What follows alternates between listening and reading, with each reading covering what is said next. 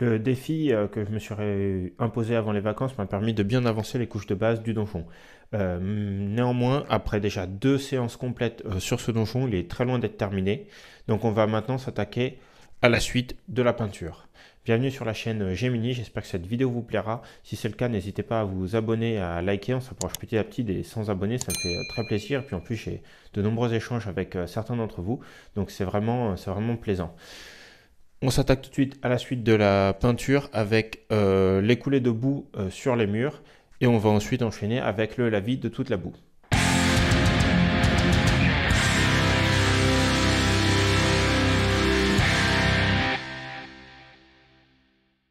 J'ai terminé la partie sol au M-Prop là sur toute la surface, donc sur tous les murs. Ça m'a pris environ 45 minutes. J'ai essayé d'aller relativement vite sans trop en mettre partout. Donc cette étape-là étant finie, j'ai pu appliquer mes 2 lavis. J'ai attendu un peu que ça sèche. Ensuite j'ai appliqué mes 2 lavis. J'ai fait un mélange de Shadow Wash et de Brown Wash. Donc le Shadow Wash c'est le Dark Tone de Army Painter, le Brown Wash c'est le Soft Tone. Ça me permet d'avoir des ombres différentes au niveau de ma structure et donc de créer forcément un peu plus de variété, un peu plus ouais, de variété de couleurs dans mon univers, enfin dans le donjon. Le temps que ça sèche, je pense que je vais attaquer tout ce qui est racines. Je vais commencer au Deathworld Forest de Citadel et je vais également commencer tout ce qui est os au Desert Yellow. Voilà, c'est juste en attendant que ça sèche, ça me permet de finir à peu près toutes mes couches de base et d'avoir un premier rendu final de ce que ça donnera par la suite. On s'y attaque. Je suis à 3h30 de peinture supplémentaire. J'ai commencé par la partie os, j'ai peint le petit crâne, donc avec ma recette standard hein, de l'os couleur sable, un lavis et 2 montées en éclaircissement, donc rien de bien méchant. J'ai enchaîné ensuite avec les 2 crânes de bouquetin avec la même recette. On ne change pas une équipe qui fait match nul, comme on dit. Et petit à petit, je suis passé aussi sur le petit squelette abandonné au niveau des stalagmites. Donc là, ça oscillait entre la partie os et l'intérieur aussi couleur boyau, où là, je suis parti sur une chair pâle. Ensuite, un lavis Reichland Flesched, donc un lavis peau assez rouge. Puis j'ai repris avec 2 niveaux de pâle pour faire un peu chair morte. Pour finir, j'ai fini avec la patte de cheval. Même recette finalement que le squelette, puisque c'est une alternance d'os et de chair en putréfaction. Donc voilà pour mon avancée. Donc ça m'a pris à peu près 3h30. À cela, j'ai quand même fait aussi toutes les lianes. J'ai fait toute la partie verte sombre des lianes et je vais petit à petit maintenant m'attaquer à la montée en couleur de ces lianes. Cependant, dernièrement, là, je bute énormément sur la partie grotte. Le premier essai que j'avais fait me plaisait pas tant que ça finalement avec tous les petits traits fins. Hier soir j'ai testé un lavis violet dessus, c'était pire, ça faisait vraiment très moche. Donc ce matin j'ai tout recouvert en bleu et à l'inverse je suis reparti sur un lavis beaucoup plus sombre, j'ai fait un lavis noir. Donc le Null Oil de Citadel, donc peu importe, mais j'ai fait un lavis noir et j'ai fait une nouvelle tentative de faire ressortir que les bulbes en couleur. Ça m'a toujours pas plu. Donc j'ai de nouveau tout effacé, tout repassé en bleu. Et là maintenant j'ai fait une nouvelle tentative où je vais faire carrément ressortir que les aspérités en très clair pour essayer de remonter sur un gris désaturé. Donc là j'ai commencé par repasser une première couche de mon bleu couplé avec un gris qui s'appelle le Ghoul Grey. Donc voilà, donc je suis un mélange 50% de Stegadon Scale Green et de Ghoul Grey. Donc là, ça me fait bien ressortir mon arête, sachant que mon bleu du fond est encore plus sombre avec mon Ulnoy et je fais une transition au Stegadon Scale Green pur. Et j'espère pouvoir remonter soit au Ghoul Grey pur, qui est finalement un gris, soit peut-être même, mais j'ai peur que ce soit trop clair, au Gelatinous Blue. Mais voilà, à mon avis, celui-là, je ne l'utiliserai pas. Ça va faire trop clair. Donc voilà, si j'arrivais à faire un truc en 3 étapes à peu près homogène lissé jusqu'à là, je pense que ça me plairait mieux. Donc voilà où j'en suis pour le moment. On attaque la suite du coup. Là-dessus, j'aimerais vraiment trouver cette recette-là avant de finir la partie liane qui, elle, ne me posera pas de difficulté. J'ai dû recommencer une 4e fois, mais j'ai enfin réussi à obtenir quelque chose qui me satisfasse. Donc voilà, donc en alternant les couches et vraiment en jouant sur la position et tout, en reprenant, en corrigeant les proportions. J'arrive à quelque chose en tout cas qui me plaise. Je pense qu'avec un effet de masse comme ça sera pas mal. Je sais juste pas encore trop comment gérer les flancs et l'arrière. Si je laisse globalement neutre, si à l'inverse je sombre pour dire bah ça c'est rien du tout, c'est autre chose, je sais pas encore trop comment je vais faire. J'en ai profité sur celle de test là que vous verrez là dans l'incrustation. Pour reprendre un peu également la partie sol et les racines. Donc ça, celle-ci est quasiment rendu final, il manque la partie pigment. Donc j'enchaîne maintenant les autres pièces pour voir ce que ça donne avec un effet de masse. J'ai enfin terminé la peinture bleue du donjon, donc je suis resté sur la dernière recette que j'ai prise, sauf que j'ai changé mes étapes. J'ai rajouté un intermédiaire finalement entre mon bleu clair et mon bleu intermédiaire. Oui, on va dire, j'avais le bleu de couche de base, j'avais fait un intermédiaire et le bleu clair. J'ai rajouté encore un intermédiaire entre ces deux-là, ce qui m'a permis d'aller beaucoup plus vite, puisque j'avais plus de transition à gérer. Là, je pouvais vraiment, entre guillemets, bourriner. Donc voilà, tout le donjon maintenant il est tout bleu, on le voit bien là, il est bien bleu. L'idée maintenant c'est d'aller plus loin puisqu'il n'est pas fini. Il faut qu'on rajoute les pigments. Les pigments, donc très important, l'idée est d'ajouter de la richesse donc, au donjon, de faire un peu plus nature, enfin donjon, partie grotte, mais surtout justement de la rattacher à la partie pierre, donc faire le lien notamment avec la mousse verte, hein, ça sera le lien principal. Donc pour ça, moi j'ai toujours mes 3 pigments que je passe successivement pour équilibrer un peu à gauche, à droite mes teintes. Une fois que j'ai fait là tous ces pigments, donc ça m'a pris quand même un certain temps, je me suis amusé à rajouter des toiles d'araignée à 2 endroits. Principalement là où il y a stalagmite et un peu sur la porte d'entrée, même si j'ai pas bien réussi puisque l'accès n'était pas facile.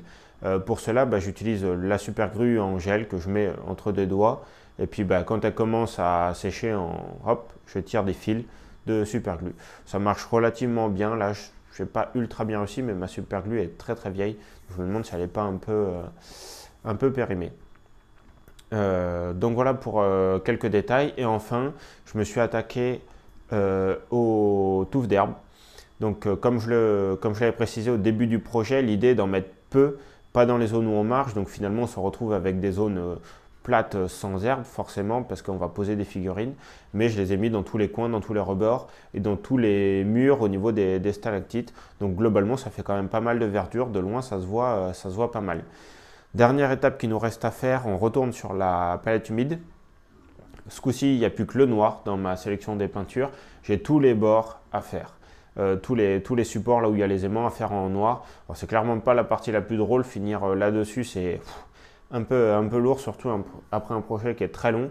Mais une fois que c'est ça, on pourra passer à la conclusion du projet, à ce que j'en ai tiré et surtout à la révélation finale de cette grotte. C'est parti! Et voilà, c'est la fin de cette série sur les vidéos sur mon premier donjon, donc qui est plutôt une grotte modulable plutôt qu'un donjon modulable, puisque c'est la partie extérieure du donjon. On a fait juste la porte d'entrée pour entrer dans le donjon. Et bien sûr, le donjon sera traité dans d'autres séries de vidéos. Donc pour revenir sur cette série de vidéos et notamment ce projet, au global, c'est 100 heures d'impression 3D à peu près. 140 aimants, donc un peu moins d'aimants que prévu vu que j'ai essayé de faire des pièces les plus grosses possibles pour mutualiser les supports et 34 heures de peinture dans sa totalité. Donc c'est un projet assez conséquent, c'est le plus gros que j'ai fait. En petit retour d'expérience là-dessus, je pense réduire un peu la taille des projets, plus les fragmenter parce que là c'est vrai que c'est pas facile à gérer tant en termes de rendu pour les vidéos que moi de gestion au niveau de l'avancement des projets, ça me bloque pour faire d'autres projets. Donc la suite du projet, je pense le fragmenter en plus petites zones et pour alterner donjons et monstres plus régulièrement. Comme ça permettra aussi de voir plus de monstres. En termes après d'apport sur le projet, je suis assez mitigé au global sur le rendu final. Je m'explique, c'est que je suis content du résultat que j'ai, mais ce n'est pas du tout celui que j'avais en tête au début. Et j'en ai discuté aussi avec ma femme, on avait parlé à peu près du projet à l'état initial et ce n'est pas du tout ce sur quoi on s'était projeté, même si on n'est pas tout à fait la même vision l'un et l'autre du projet. Au global, on était parti sur quelque chose de beaucoup plus verdure, beaucoup plus mousse, avec finalement un peu la nature qui a repris ses droits sur une terre un peu désolée à la base, désertique, enfin, même si c'est pas trop un désert, c'est plutôt une grotte, voilà. Et au final, j'ai pas mis suffisamment ma superbe bouillasse là que j'ai fait avec mon café. À la base, je voulais la repeindre en vert et en faire de la mousse, et finalement, je l'ai laissé côté sol, puisque sinon, ça faisait vraiment pas du tout de sol, puisque l'impression ne fait que de la roche. Donc peut-être qu'il aurait fallu que je rajoute un autre élément pour que ce soit plus fin. Je sais qu'il y a beaucoup de fibres de noix de coco qui utilisaient, Squidmar utilise beaucoup ça, notamment pour faire la mousse. C'est peut-être quelque chose qu'il aurait fallu que je fasse. Là au final j'ai rajouté ce côté verdure via les pigments, donc je récupère le côté vert que je veux, mais du coup j'ai pas de volume là-dessus. Ça peut manquer un peu. En soi, bon, voilà. En tout cas, je suis quand même content global du résultat. J'arrive très facilement à me projeter en jeu dedans. C'est un peu petit, donc ça c'est la deuxième grande leçon que je tire. C'est que moi dans ma tête, je visais tout de suite le donjon complet, modulable, avec toutes les salles faites d'un coup. Là finalement j'ai que 17 pièces. Alors 18 si on compte l'arche qui en vaut 2. Mais voilà, j'ai que 17-18 pièces. Donc en termes de jeu c'est tout petit et ça m'a pris un temps non négligeable. Donc si je fais ça pour toute la suite de donjons, globalement à la fin de l'année j'aurais fait 2 quêtes quoi. Donc je vais voir un peu comment je réorganise ça. Je pense pas finalement en 2023 faire la globalité d'un donjon. Après, mes objectifs étaient beaucoup plus modestes à l'époque. Je voulais faire que 20 pièces extérieures et 30 pièces de donjon, donc 50 pièces en tout. Donc là j'en ai 17 si on compte vraiment des pièces pures, donc 17, donc à peu près un tiers de ce que je comptais faire dans l'année. Au moment où j'ai émis ces objectifs, je trouvais ça très faible. Finalement, après un retour d'expérience, c'est peut-être pas si faible que ça, et que si je me fixe d'en faire 50 par an, je peux peut-être mettre plutôt 2 ou 3 ans de faire un donjon complet. Mais en tout cas, sinon, ça va me prendre beaucoup de temps, et mon objectif, c'est quand même de créer le bestiaire. Vous avez vu la dernière vidéo, j'ai commencé un bestiaire, j'avais une quarantaine de monstres, donc j'en ai oublié certains. Comme vous pouvez avoir là, l'araignée qui est à l'intérieur du donjon, et j'en ai un autre, un golem de pierre que j'avais sculpté. Avec du green stuff et autres. Donc j'en avais oublié 2, désolé, ils feront peut-être l'objet d'une mini vidéo ou d'une actualisation un jour de mon bestiaire, peut-être en fin d'année. Voilà, en tout cas, moi je vous laisse avec du coup le rendu final, le show final du donjon, avec les photos qui défilent. Je suis très content, il y a quand même des gros progrès de fait là-dedans. J'ai traité du bleu, ça aussi c'est quelque chose que je suis très content. Pour la suite, si vous avez des idées, des remarques pour l'améliorer, pour le modifier, je serai très preneur. J'ai pas peint l'extérieur du donjon, je m'en veux un peu maintenant. Surtout que l'arche, elle, est faite dans les deux sens. Au début, ça se voyait pas parce que je pensais jouer qu'à l'intérieur et je voulais pas perdre du temps à peindre l'extérieur. Mais finalement, l'arche étant peinte dans les deux sens, on pourrait envisager de commencer à construire l'extérieur et que finalement un mur extérieur d'un truc soit à l'intérieur d'un autre. Donc c'est vrai que c'est peut-être un manque. Il faudra peut-être que je comble cette partie-là par la suite. En tout cas, maintenant, on va se faire une petite pause côté donjon. Là, j'ai l'imprimante qui tombe pour la suite, mais ça sera dans plusieurs vidéos. Maintenant, on va s'attaquer aux deux nains, Nazlim et Norbus, qui sont censés être au milieu de cette scène-là. J'ai fait ce donjon-là juste pour les rencontrer, enfin cette grotte-là juste pour les rencontrer. Donc on s'attaque à la peinture de l'un des deux. Je vais voir lequel me tente le plus. Mon fils m'a déjà donné le schéma de couleur que je peux vous spoiler. Ça sera orange, puisque c'est sa couleur préférée, et un peu de rouge. Donc à moi de faire avec ça. Je pense que ça sera la partie tissu qui fera cette couleur, et le reste je le ferai à peu près à ma sauce. Je vous remercie de nous avoir suivis dans cette aventure, de m'avoir suivi dans cette aventure. Encore une fois, n'hésitez pas à vous abonner, à liker la vidéo et surtout à la commenter. Moi, c'est ce que je recherche le plus, c'est d'avoir les commentaires, le retour pour progresser. Comment vous auriez abordé le sujet éventuellement et comment on fait pour la suite pour accorder ça avec des zones peut-être plus classiques, faire des transitions vers des donjons un peu plus techniques ou ce genre de choses. Je vous dis au revoir et à bientôt. Bye bye.